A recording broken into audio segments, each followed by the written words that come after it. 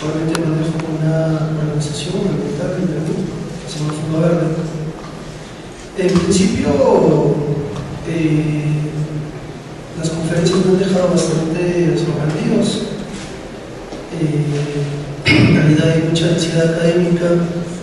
Quizás no quisiera tenerla como maestra la doctora Cita, que seguramente me jalo con tanto manejo de información que tiene ella.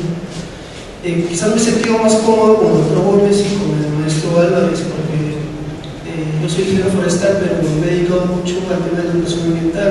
Entonces, he capacitado a jóvenes, niños y maestros, ¿no? Bueno, cada uno desde el punto pedagógico y desde el punto andragógico, ¿no? Sin embargo, quisiera un poco, bueno, estaba tomando notas de las distintas exposiciones y parto de una idea central, ¿no? Y lo dijo así la doctora Herrera: el cambio climático es global, pero los impactos son locales. Los impactos previstos son las sequías, las inundaciones y básicamente por el incremento de la temperatura. Pero también tenemos que considerar factores bióticos como el tema de las plagas, las enfermedades, las pestes. Y ahora lo otro es que como desde tantos enfoques, desde tantas ramas, desde tantas ciencias como la meteorología, climatología, biología, sociología, abordamos el tema de los impactos del cambio climático en la agricultura. Entonces,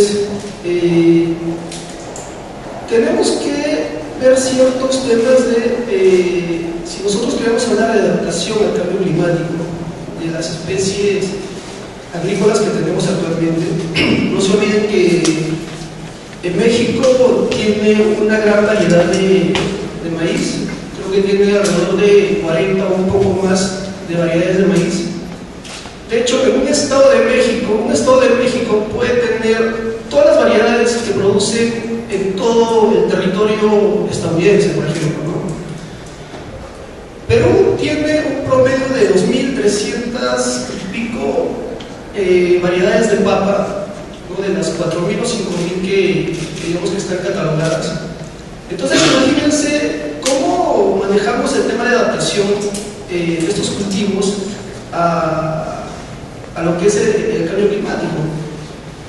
Y me voy un poco por el tema de la meteorología, ¿no? O sea, vamos a tener datos de temperaturas máximas y mínimas, datos de precipitación, de humedad, de evapotranspiración. México tiene 3.328 redes meteorológicas, algo así, centros de observatorio. Creo que Perú debe estar al 10% de eso. Imagínense con todas las variedades de ropa que tenemos. O sea, ¿cómo vamos a hacerlo? Esto es importante, ¿por qué? Porque si tenemos un tema de cambio climático, ¿cómo impacta la agricultura? Estamos hablando de menores rendimientos productivos, estamos hablando de menor rentabilidad económica para las familias y se pone en riesgo la seguridad alimentaria, lógicamente. Entonces, estos cultivos tendrían que ser más eficientes en el uso del agua, tendrían que ser resistentes o tolerantes al estrés hídrico, o digamos, tener mayor periodo de, por ejemplo, resistencia al estrés, ¿no? Entonces, nosotros sabemos que la capacidad de adaptación es lenta. O sea, ¿cómo los profesionales vamos a hacer que estos procesos sean más rápidos en función de la aplicación de técnicas y herramientas que han estado comentando los doctores aquí presentes, como la sobreregulación, métodos remotos, herramientas moleculares, ¿no? Como hablaba de la eficiencia cuántica, experimentos en plantas en condiciones atmosféricas futuras? Y es un poco, si vemos el tema de la agricultura convencional, pero también el doctor Gómez hablaba un poco ya un tema ya de una agricultura y silvicultura sostenible, ¿no? Como las granjas forestales, los sistemas silvopecuarios, el uso de energía solar en procesos de post cosecha, cultivos bajo sombra y plantaciones de conservación. Entonces, realmente ha sido un tema bastante interesante, me ha gustado mucho las pláticas, pero si todo esto lo trasladamos un poco al tema de Perú, debo decir que Perú es un país que tiene más o menos el 97% de su producción agropecuaria de tipo convencional, quizás un 3% que se dedican al cultivo orgánico, ¿no? Como el café, por ejemplo. Hace poco, en la zona del sur de Perú, en Zambia, por ejemplo, hubo una persona que se dedicaba a la plantación de café en 3 hectáreas. Y resulta que en un concurso internacional ganó como el mejor café especial del mundo. O sea, imagínense un productor rural, que acá presentaron hace poco las doctoras, ganó un concurso internacional. Entonces, un poco que ese es el tema a lo que está estirando ahora desarrollar dentro de las políticas que tenemos. Sin embargo, retornando al tema de la agricultura intensiva, debemos considerar que esta agricultura intensiva implica la sobrefertilización de los suelos y por ende la emisión de un gas de efecto invernadero que es el óxido nitroso. Ayer justamente con el profesor Bárcenas me comentaba, Juan, he visto en tu zona la oportunidad del negocio lácteo, y yo le decía, pero que no se enteren de ese negocio, ¿no? Porque van a mudar de ser productores de cultivos agrícolas a productores ganaderos, y eso implica que haya un sobrepastoreo y por ende emisiones de metano a la atmósfera. Entonces, ahí viene un tema social, como lo comentó el maestro Álvarez. Sí, Perú, como tal, en mi zona, tenemos el río más contaminado del mundo, según los niveles de toxicidad que han sido muestreados por la Universidad de California. Imagínense, o sea, un río tan contaminado que está ahí, ¿no? Pasa de hecho por toda mi ciudad y realmente es lamentable. Yo me acuerdo que cuando era pequeño íbamos a este río y podíamos pescar pagres, pero ahora no existe absolutamente nada. Entonces, esos son realmente los riesgos de todo el tema de la intensificación, ¿no? de la producción tanto industrial, agrícola y pecuaria, ¿no?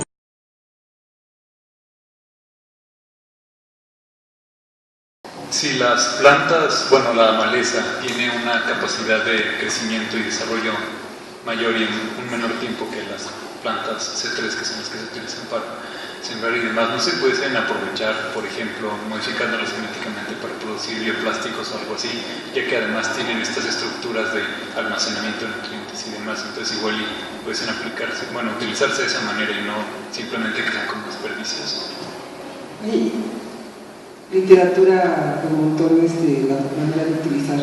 Pues el viejo lengua he dicho, yo cuando empecé a trabajar en esto, eso me llamó mucho la atención, incluso hasta la fecha me tengo un pequeño proyectito que se llama malezas útiles, lo cual es una contradicción, ¿no? Sí hay muchas especies, no nada más para bioplásticos, hay para un montón de cosas, fuentes de medicamentos. Yo creo que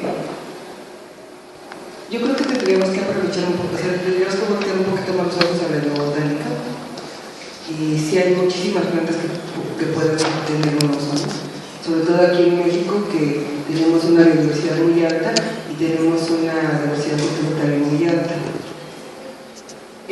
me había tocado la palabra, gracias por preguntarme, porque sí también quería participar en eso.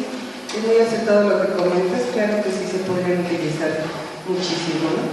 El problema que estamos teniendo últimamente es que las malezas normalmente eran plantas nativas.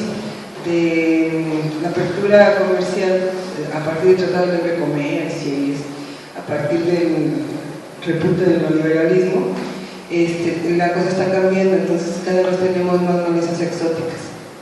Ajá. Y muchas de estas malezas exóticas a lo mejor tienen un uso, pero no lo sabemos ni tenemos cómo rescatarlo porque no son de aquí. No es ir con doña Panchita a preguntarle, oiga, cómo se dice que como nosotros como biólogos eso, por ejemplo, se nos da muy bien. Aquí hay un gran etnobotánico, ¿no? Pues no sabemos de dónde viene, y luego, por ejemplo, si son malezas europeas o son malezas gringas, pues allá no hay esta cultura. O sea, ahí se acabaron toda la cultura previa y no hay ni cómo. Entonces, yo le veo muchísimas aristas. A mí me llamó mucho la atención la exposición de usted porque creo que coincido en un 95% con lo que menciona, ¿no? O sea, aunque mi plática fue muy bioquímica, yo creo que los problemas en general de la humanidad son más bien sociales, económicos y sobre todo políticos, que de otra índole. O sea, yo creo que todo puede solucionarse. Ajá. No se soluciona no porque no haya capacidad, no porque no haya conocimiento, sino porque no hay la voluntad, no se les da la gana solucionarlo. O sea, no puede haber un desarrollo sustentable bajo un modo de producción capitalista. Es una antítesis. No podemos tener un adecuado control de la emisión de gases de invernadero porque no es rentable. Y vemos quiénes son los principales productores de gases de invernadero y vemos si han firmado los protocolos. Entonces, por otro lado, a mí me permití presentar este trabajo. Lo he presentado en varias ocasiones con diferentes matices, y es un tema que casi nadie toca aquí en México, y no es guayabazo, nadie lo está haciendo, y a mí eso me preocupa mucho. Que no hay, o sea, ¿qué podríamos hacer? Pues a lo mejor no podemos hacer los free air conditioner porque son carísimos, no vamos a Estados Unidos, etc. Pero sí podríamos mínimamente ver de nuestras malezas nativas cuáles son C4 y cuáles son C3 y cuáles tienen utilidad. Eso no estamos haciendo. Son cosas muy sencillas como esa. Y también otra cosa, yo creo que en la educación ambiental, yo ahí me he ganado muchas amistades, o sea, a mí, y ahorita siento que está un poquito así. Siento que normalmente cuando se presentan este tipo de foros, se da un enfoque muy amarillista de la situación, con lo cual estoy, perdón, pero muy en contra.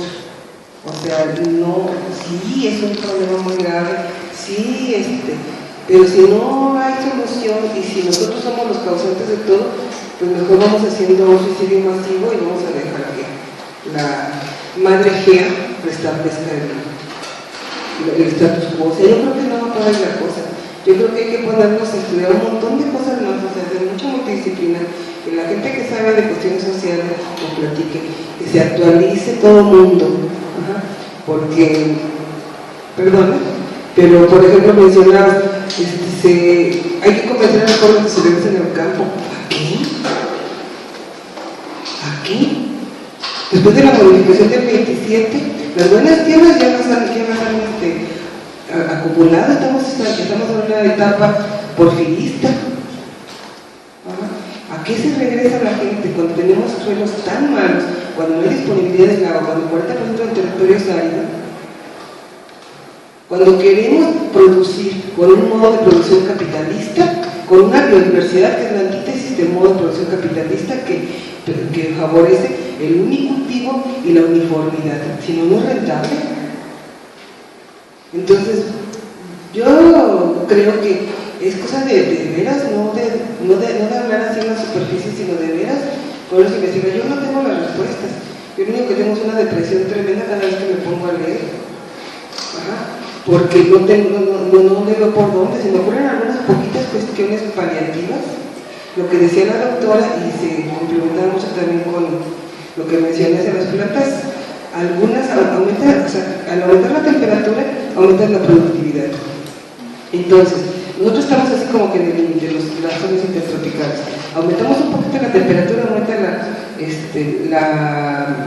la evapotranspiración, y entonces provocamos sequía de certificación en nuestras zonas.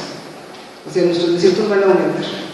Pero, por ejemplo, los países que están a la latitud de 40 grados, como España, Francia, Estados Unidos, ellos encantados. O sea, 2-4 grados les va a aumentar su productividad agrícola. Y lo que estamos haciendo aquí es traer los modelos que están muy bien, yo no digo que no, traer los modelos de circulación general de la atmósfera y tratarlos de aplicar a México, pero de las condiciones mexicanas, de la estructura social mexicana, del conocimiento que se tiene de la flora mexicana y por lo tanto de las posibles mitigaciones que podríamos tener a cambio climático, no estamos haciendo nada, estamos como siempre copiando lo que se está haciendo en otros países de la OCDE, y a mí me parece muy triste, y perdón el exceso de sinceridad, pero yo es como lo veo. Creo, por ejemplo, una cosa que quería también preguntar es, ¿quién de los aquí presentes no es de Cuautitlán? Yo les agradezco infinito, les agradezco infinito. Gracias a ustedes esta vuelta no fue de barro, pero yo creo que podemos a nivel de casa ponernos a trabajar bien duro, y la próxima vez que vengamos, o sea, presentarles lo que hemos hecho en un tiempo X. De verdad, a la gente que es de aquí, les agradezco muchísimo que a pesar de que pues, ni siquiera salimos en programas, estén aquí, les agradezco mucho.